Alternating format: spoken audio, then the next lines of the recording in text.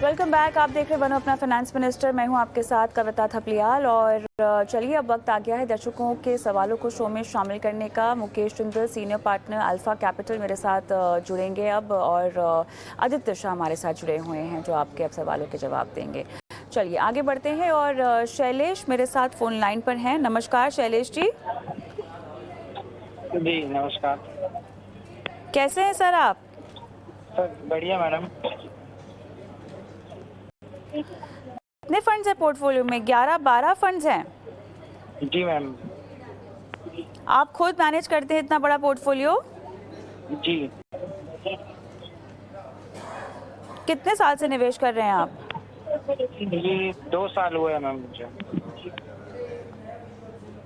2 साल से निवेश कर रहे हैं आप? जी। यहाँ पर आपने ये जो फंड्स है खुद चुने हैं इतने सारे? नहीं मैम, कुछ देख के, मतलब आपके न्यूज़ चैनल से देख के किया है, प्लस कुछ फ्रेंड के थ्रू पता करके। आपको पता है कि ये हर फंड की परफॉर्मेंस कैसी है और ये फंड्स कैसे परफॉर्म कर रहे हैं, किस तरह से इनमें आपको निवेश बढ़ाना चाहिए, कैसे निकलना चाहिए? नहीं, आपसे इसीलिए सजेस्ट लेने के लिए मैंने मैसेज किया था व्हाट्सएप। शैलेश, बहुत सारे फंड्स हैं आपके पोर्टफोलियो में और अधिकतर फंड्स की मेरे ख्याल से ज़रूरत भी नहीं होगी। 1 करोड़ का लक्ष्य है, 15 साल का समय आप दे रहे हैं। जी। डेट और इक्विटी दोनों तरह के फंड्स आपने डाले हुए हैं और सेक्टर फंड्स भी डाले हुए हैं। इससे पहले कभी कोई निवेश नहीं ना इक्विटी बाजार में? नहीं नहीं। ऑलराइट। मुकेश, मेरे ख्याल से आपके पास है ये सवाल, तो क्लियरली ओवर डाइवर्सिफिकेशन का केस है ये। तो बहुत ज़रूरी है निवेशक को ये समझाना कि डाइवर्सिफिकेशन का प्रिंसिपल तो आपको फॉलो करना ही चाहिए, उसमें कोई गलत बात नहीं है। लेकिन ये जो डाइवर्सिफिकेशन है ये ओवर डाइवर्सिफिकेशन है। हाँ, इनके पास इक्विटी है, हाँ इनके पास डेट के भी फंड्स हैं और हर तरह के फ़ंड की अपनी एक अहमियत होती है पोर्टफोलियो में, लेकिन उसको ज़्यादा रिपीट करने की ज़रूरत नहीं है, जो इन्होंने साफ तौर से किया भी है। तो पहले तो वो लिस्ट बताएं जो इनको अपने पोर्टफोलियो से निकाल देने चाहिए फंड्स। मेरे ख्याल से 12 फंड्स है और खुद कहते हैं मैनेज भी कर रहे हैं। थैंक यू कविता। सबसे पहले तो मैं बोलना चाहूंगा कि जो आपने बात बताई, ओवर डाइवर्सिफिकेशन कई बार इन्वेस्टर्स कर लेते हैं, अपने पोर्टफोलियो में 10-15 स्कीम्स ऐड कर लेते हैं। एक तो उन्हें मैनेज करना बड़ा मुश्किल हो जाता है जब ज्यादा स्कीम्स होती हैं, और अगर अपने पास ज्यादा स्कीम्स हो तो उनमें रिटर्न भी एवरेज आता है, ओवरऑल रिटर्न कम हो जाता है। तो आपने बिल्कुल सही कहा कि इनको स्कीम्स कंसोलिडेट करनी चाहिए। अगर हम स्कीम्स का ब्रेकअप देखें, इन्होंने हमें बताया कि इनके पास 12 स्कीम्स हैं, टोटल इन्वेस्टमेंट्स 1,62,000 की हैं।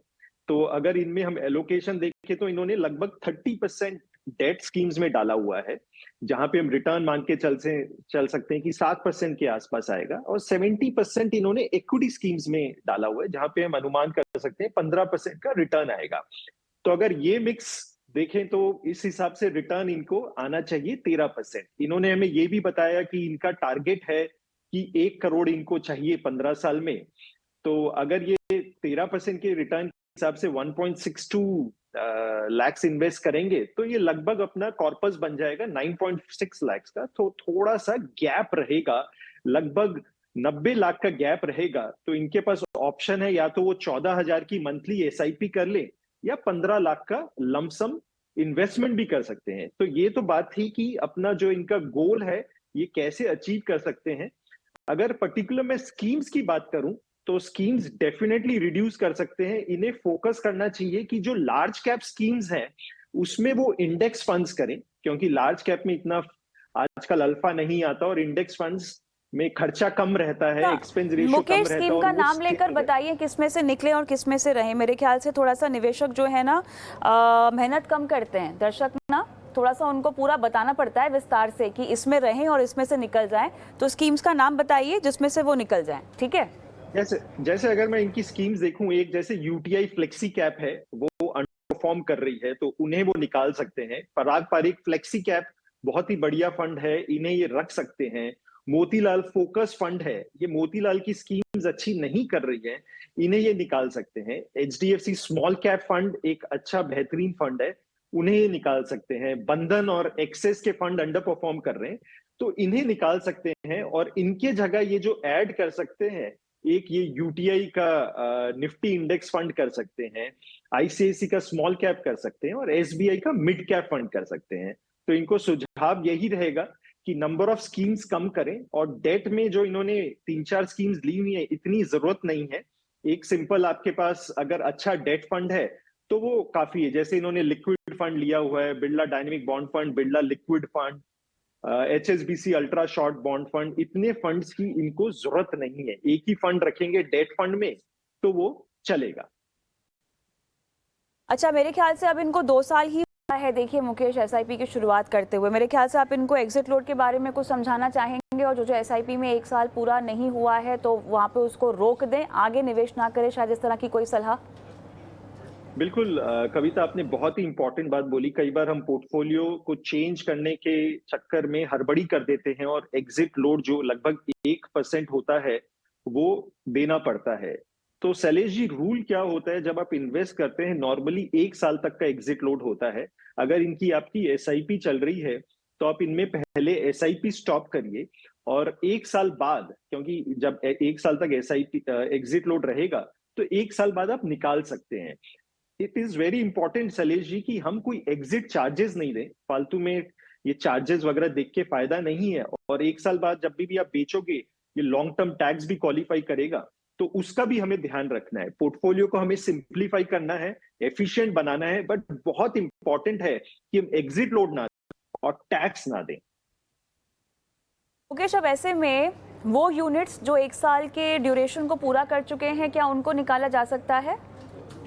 बिल्कुल, जो ऑलरेडी 1 साल पूरा हो चुका है, जैसे आपने बताया ये 2 साल से कर रहे हैं, तो आधे इनके पास इन्वेस्टमेंट होंगी जो 1 साल हो चुका है, तो उन्हें निकाल सकते हैं। और मेरा ये भी सजेशन होगा कि आप बिफोर ये बेचे, इनकी फंड हाउस की अकाउंट स्टेटमेंट्स आप देख लें, उसमें क्लियरली दिया हुआ रहता है नीचे कि कितने यूनिट्स आपके एग्जिट लोड फ्री हैं और कितनों में एग्जिट लोड लगेगा, तो वो डबल चेक हो जाएगा और इसका ध्यान रखें। All the best Shailesh ji, काफ़ी विस्तार से आपको मुकेश ने सलाह दे दी है। ज्ञानेश्वर पाटिल साहब मेरे साथ फोन लाइन पर हैं। सर नमस्कार, क्या हाल चाल? ज्ञानेश्वर जी, आवाज़ आ रही है आपको मेरी? सर अब आ रही आपको आ रही है?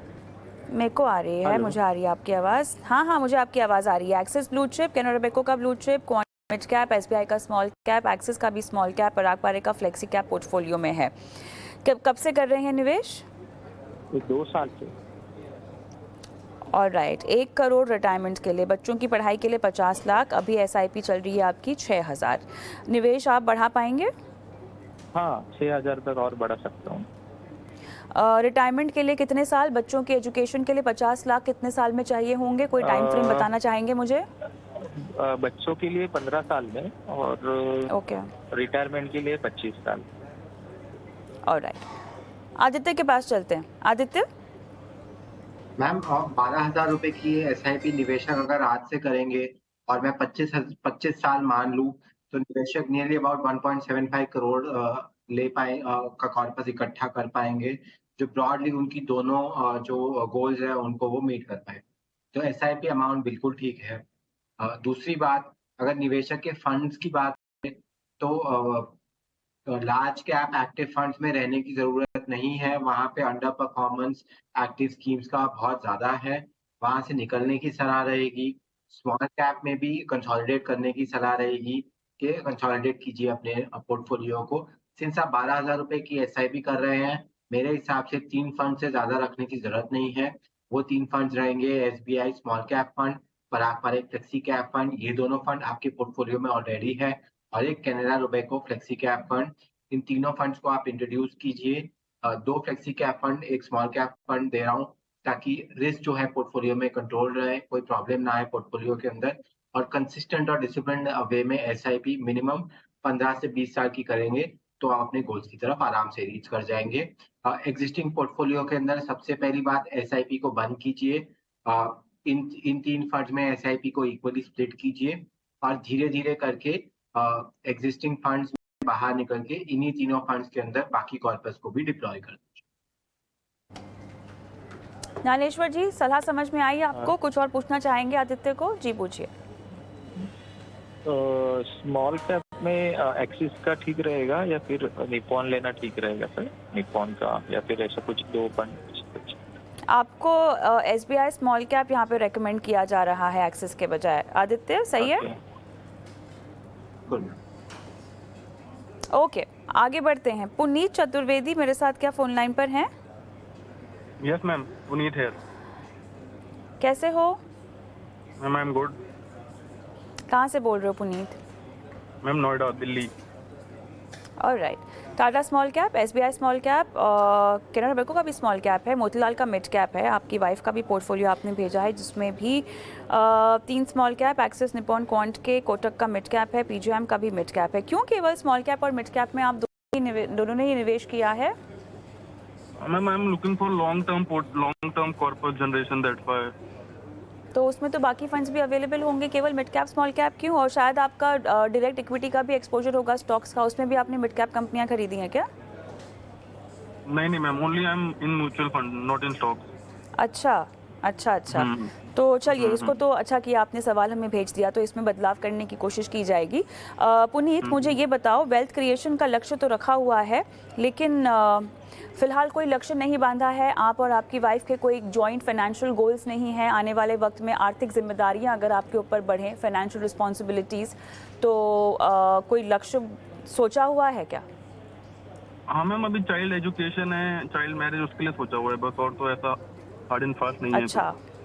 अच्छा, नहीं, क्योंकि वो लिखा नहीं था। तकरीबन कितने साल का समय इन दोनों लक्ष्यों के लिए? पढ़ाई, शादी, आपकी रिटायरमेंट भी तो होगी?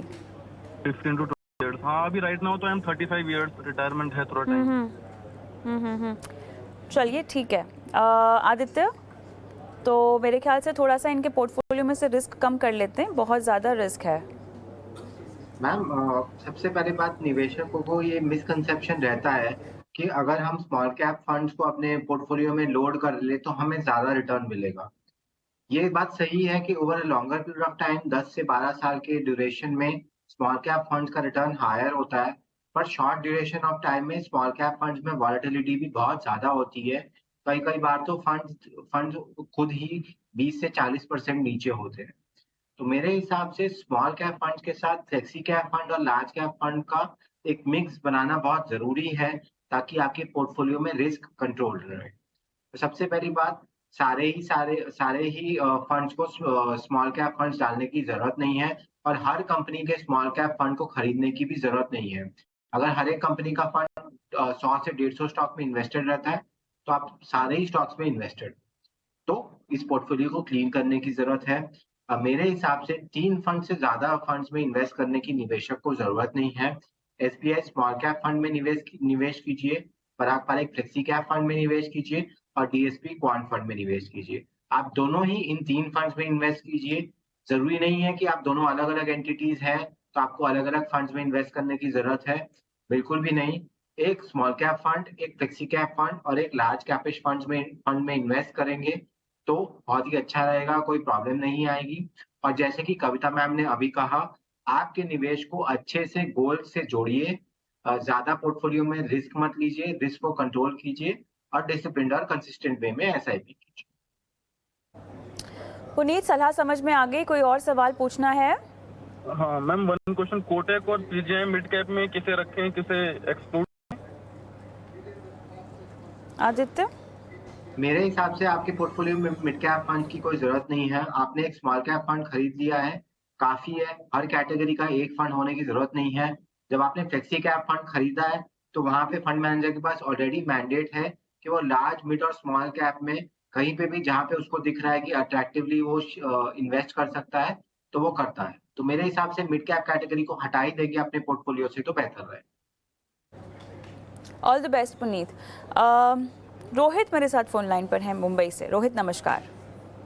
या नमस्कार, good evening. Good evening. 1.5 crore से ज़्यादा चाहिए 15 साल में, और आपके पास 6 फंड्स हैं। कितना निवेश कर रहे हैं इनमें कुल मिला के आप? कुल मिला के अभी 22,000। किसी फाइनेंशियल प्लानर को कंसल्ट कर रहे हैं?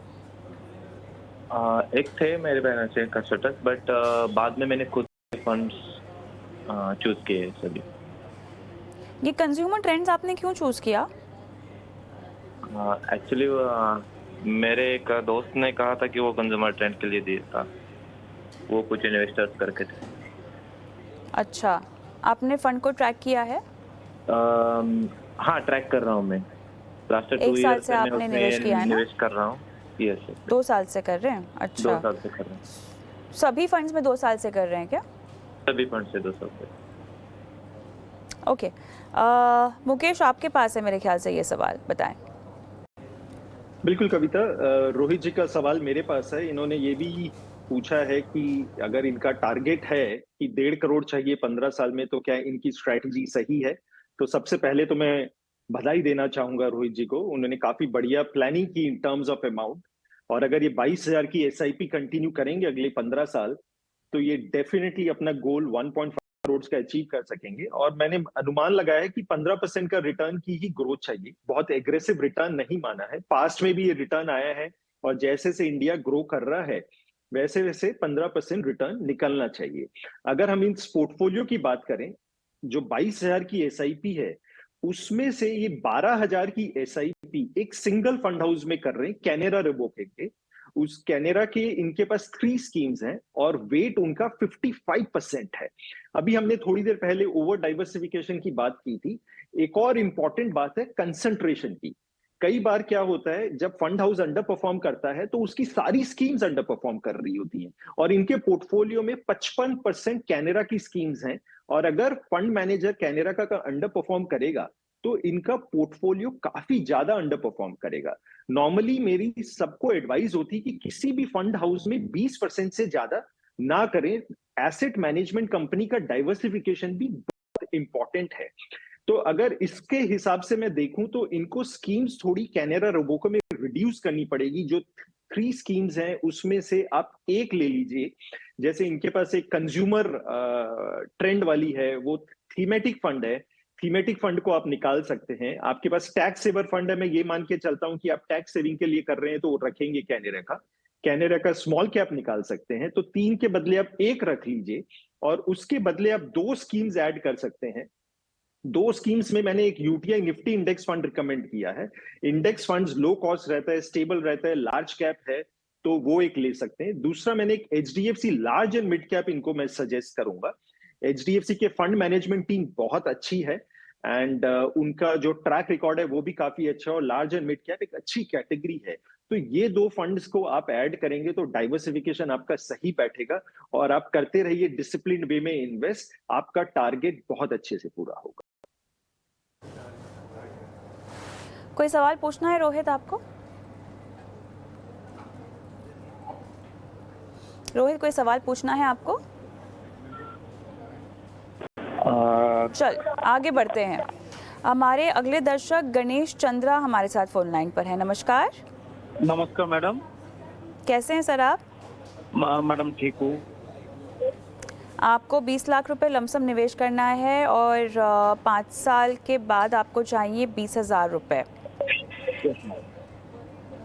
ओके सर, आप रिटायर हो चुके हैं? मैडम ये जनवरी में मैंने रिटायरमेंट हो चुका हूँ। अच्छा, तो अभी ये 20,000 रुपये आपको 5 साल के बाद चाहिए होंगे आपके हाँ। रोजाना खर्चों के लिए? रोजाना खर्चे के लिए अभी तो जो मैडम मिल रहा है वो तो ठीक ही है। तो मैं 5 साल के बाद मेरे को चाहिए। चलिए, बहुत बढ़िया।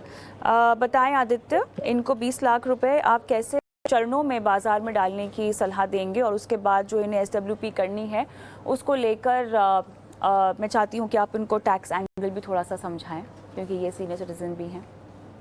मैम मेरे हिसाब से निवेशक ने ये नहीं बताया है कि वो इक्विटी में एक्सपोजर लेना चाहेंगे या नहीं लेना चाहेंगे, तो मैं 2 स्ट्रैटेजी निवेशक को देता हूँ। मेरे हिसाब से अगर वो इक्विटी का रिस्क नहीं हम लेना उनसे चाहते हैं, पूछ सकते हैं आदित्य, हम उनसे पूछ सकते हैं Ganesh ji, equity mutual funds में आपको अगर रणनीति सुझाई जाए या बैलेंस्ड अप्रोच सुझाई जाए जिसमें से कुछ हिस्सा इक्विटी का भी होगा, क्या आप उतना जोखिम उठाने के लिए तैयार हैं? हाँ मैडम, मैं बैलेंस में मेरा थोड़ा इंटरेस्ट था, लेकिन मैं वो कंफ्यूज हूँ, मतलब मैं वो नहीं कर पा रहा हूँ। समझ गए। समझ गए। देखिए, वैसे तो ओवरऑल इक्विटी में थोड़ा 5 या उससे ज़्यादा का नज़रिया ही आपको रखना चाहिए, लेकिन यहाँ हमारे एक्सपर्ट हैं जो आपको एक सधी हुई रणनीति बताएंगे जहाँ पर हाँ, आपका मैं इक्विटी जोखिम में जितना अगर कम हो सलाह दे सके सकता है, मैं रिस्क ले सकता हूँ, ऐसी कोई बात नहीं है। ले सकते हैं आप। बहुत बढ़िया, फिर तो कोई दिक्कत की बात ही नहीं आदित्य, बताएं। ठीक है मैम। तो सिंस निवेशक रिटायर हो गए हैं, तो निवेशक के पोर्टफोलियो में बिल्कुल कम से कम रिस्क लेने की कोशिश की गई है। तो ये 20 लाख रुपए को इक्वली 3 हिस्सों में डिवाइड करके अगले 3 से 4 महीने के अंदर एसआईपी रूट से जाने की सलाह रहेगी। 3 फंड्स मैंने सिलेक्ट किए हैं, Parag Parikh flexi cap fund, UTI Nifty next 50 UTI Nifty 50 index fund और डीएसपी क्वांट फंड। जो नीचे के 2 फंड्स हैं वो लार्ज कैपिश फंड्स हैं, एक इंडेक्स फंड है और एक जो है क्वाज़ी इंडेक्स फंड है और दूसरा एक फ्लेक्सी कैप फंड है। मेरे हिसाब से ये एक बहुत ही कम रिस्क वाला पोर्टफोलियो है। पहली बात, अगर 5 साल के नजरिए से इस पोर्टफोलियो में निवेश करेंगे तो मेरे हिसाब से कोई बैलेंस फंड की जरूरत नहीं पड़ेगी, क्योंकि इस पूरे पोर्टफोलियो के अंदर अच्छे रिटर्न्स निवेशक को मिल सकते हैं। पहली बात। दूसरी बात, निवेशक जैसे जैसे धीरे धीरे अपने लक्ष्य की तरफ चौथे साल में आना शुरू कर दे, तब उनको धीरे धीरे करके इक्विटी म्यूचुअल फंड्स में से निकल जाके डेट म्यूचुअल फंड्स की तरफ चले जाना चाहिए और वहां से उनको सिस्टमैटिक विड्रॉल प्लान करना चाहिए, क्योंकि इक्विटी से सिस्टमैटिक विड्रॉल प्लान करना बहुत जोखिम भरा हो सकता है। तो systematic withdrawal plan debt mutual fund से करें धीरे धीरे चौथे साल के बाद बाहर निकल के इस इक्विटी के पोर्टफोलियो में। अब आपने जैसे कविता मैम कहा, टैक्सेशन एंगल जो है, टैक्सेशन एंगल इक्विटी के अंदर शॉर्ट टर्म में अगर वो विड्रॉ करते हैं तो 15% कैपिटल गेन्स टैक्स लगता है और long term capital gains tax जो है वो 1 साल के बाद 10% का लगता है और इनिशियली 1 लाख जो होता है वो एग्जेम्प्ट होता है आपके टैक्सेशन से। पहली बात। दूसरी बात, अगर आप डेट म्यूचुअल फंड में 4 साल के बाद इन्वेस्ट करते हैं तो वो आपकी इनकम में ऐड हो जाएगा और उसको आपके इनकम टैक्स स्लैब की तरह से टैक्स किया जाएगा। तो नेट आपको ये करना है, इन 3 फंड्स में 4 साल तक इन्वेस्टेड रहे, चौथे साल में आप इनमें से पैसे निकाल के डेट म्यूचुअल फंड में जाके सिस्टमैटिक विड्रॉल प्लान कीजिए। गणेश जी, कोई सवाल पूछना है आपको आदित्य को? मैम एक सवाल था, अगर मैं बैलेंस में जाना चाहता हूँ, बैलेंस फंड में जाना चाहता हूँ, कोई बैलेंस फंड ऐसा थोड़ा आप सलाह दे सकते हैं थोड़ा? आदित्य? बिल्कुल, अगर आप बैलेंस फंड में जाना चाहते हैं तो आप एचडीएफसी के बैलेंस फंड या कोटक के बैलेंस फंड में इन्वेस्ट कर सकते हैं, कोई दिक्कत नहीं है, वहां पे भी रिस्क कंट्रोल रहेगा। बट ऐसे बैलेंस फंड में इन्वेस्ट कीजिए, मेरी सलाह रहेगी जहां पे इक्विटी पोर्शन जो है वो ज्यादा है। अग्रेसिव बैलेंस फंड में इन्वेस्ट कीजिए, कंजर्वेटिव बैलेंस फंड में इन्वेस्टमेंट कीजिए। All the best Ganesh Chandra ji. आगे बढ़ेंगे और चलिए अब सीधा रुख कर लेते हैं निवेश के गुरु मंत्र की ओर।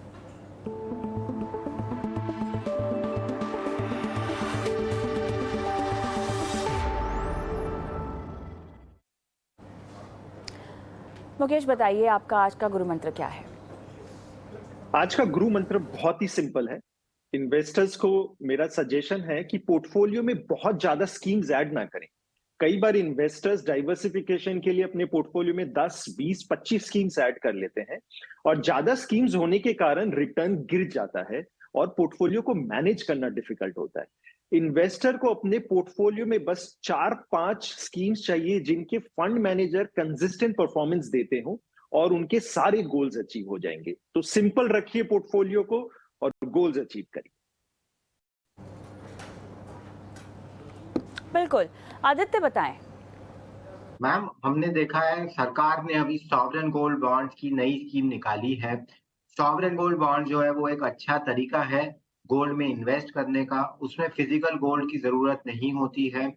उसमें सरकार 2.5% एक्स्ट्रा इंटरेस्ट रेट भी देती है और अगर आप 8 साल निवेश को होल्ड करते हैं तो government taxation capital gains tax से भी रिडेम्पशन देती है। तो मेरे हिसाब से अगर आप गोल्ड में इन्वेस्ट कर रहे हैं तो सॉवरेन गोल्ड बॉन्ड एक अच्छा और किफायती तरीका हो सकता है गोल्ड में इन्वेस्ट करने का। Already listed sovereign gold bond जो एक्सचेंजेस के ऊपर है वो डिस्काउंट पे मिल रहे हैं करंट गोल्ड प्राइस पे, तो अच्छा निवेश है वो, इसको कंसिडर करना चाहिए अपने पोर्टफोलियो। चलिए, ये तो बात हुई है गुरु मंत्र की, और इसी के साथ मेरे साथ फोन पर अमित सुखवाल भी हैं। नमस्कार। नमस्कार मैडम कविता मैडम, और आप- इसी नाउ स्वदेश टीम का thanks for taking my question. मैं एक बेसिकली ब्रीफ कर दूं, आपके टीवी शो और की लर्निंग देखते देखते मैंने कई चीजें सीखी है। जैसे सर ने अभी बताया था गुरु मंत्र का, अर्लियर मेरे पोर्टफोलियो में 15 फंड्स हुआ करते थे। नाउ मैंने ओहो। कंसोलिडेट करके मेरी SIP को 5 फंड जी। में कस्टमाइज कर दिया है, और जो मेरी अच्छा। 62,500 की जो SIP चल रही है, मेरा लक्ष्य रिटायरमेंट प्लानिंग और वेल्थ क्रिएशन है। और मैं यही चाहता हूँ सर से कि जो मेरा था, मैंने लार्ज कैप पोर्टफोलियो अलग से बनाया हुआ है जो डायरेक्ट इक्विटी एक्सपोजर्स है। इसमें मैंने फ्लेक्सी कैप, मिड कैप और फंड आपके पास हैं, आप एक बार सर रिव्यू करके मेरे को गाइड कर देंगे। और उससे पहले मैं बिल्कुल। बता दूं, मैंने मतलब फाइनेंशियल प्लानिंग में बेसिक इंश्योरेंस, इमरजेंसी कवर वो मैंने प्री रिक्वायरमेंट कर रखी थी। ये मेरे केवल म्यूचुअल फंड की लॉन्ग टर्म प्लान गोल है, तो आप सर सजेस्ट बहुत कीजिए। बढ़िया, बहुत बढ़िया अमित जी। और मानना पड़ेगा कि आपने न सिर्फ शो को देखा है बल्कि समझा है, और जो सीख मिलती है शो में से उस पर आपने अपने पोर्टफोलियो में भी उसको अमल किया है। तो शुभकामनाएं उसके लिए, और धन्यवाद, इतनी सराहना आपने हमारी की। आदित्य, मेरे पास समय ख़त्म हो गया है, लेकिन अमित ऐसे दर्शक हैं जिनकी फाइनेंशियल प्लानिंग करने में आपको बहुत ज़्यादा समझाइश देने की शायद ज़रूरत ना पड़े। ये काफ़ी समझे हुए निवेशक लगते हैं मुझे, बताइए। बिल्कुल मैम, जो इनका पोर्टफोलियो मैंने देखा है, इनके पोर्टफोलियो में एज सच मेरे हिसाब से जो मैंने रिकमेंडेशन दिए थे, कुछ चेंज करने की जरूरत नहीं पड़ेगी। जो उन्होंने गोल्स भी लिखे हैं वो गोल्स के हिसाब से अच्छे तरीके से वो जा रहे हैं, और जो भी फंड्स हैं मेरे हिसाब से अच्छे हैं, कुछ चेंज करने की जरूरत नहीं।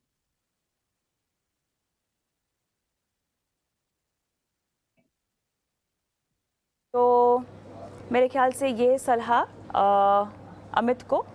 अमित, मेरे पास समय ख़त्म हो चुका है, लेकिन क्या आप कोई सवाल पूछना चाहते हैं? बस मैम, मेरे को यही पूछना था कि मेरे लार्ज कैप में मेरा एक म्यूचुअल फंड में एक्सिस ब्लू चिप में चल रहा है, धीरे धीरे मैं उसे पैसिव फंड में शिफ्ट कर रहा हूँ जैसे जैसे उसका एग्जिट लोड कंप्लीट हो रहा है। तो ये क्या सही तरीका है? अगर पहले भी आपका टाइम कहा अलाउ सत्य? हाँ, मैंने जैसे पहले भी कहा कि लार्ज कैप एक्टिव फंड्स में रहने की बिल्कुल भी जरूरत नहीं है। तो मेरे हिसाब से निवेशक बहुत वेल एजुकेटेड हैं, और वो बिल्कुल सही स्टेप ले रहे हैं लार्ज कैप एक्टिव फंड से निकल के पैसिव फंड में जाना।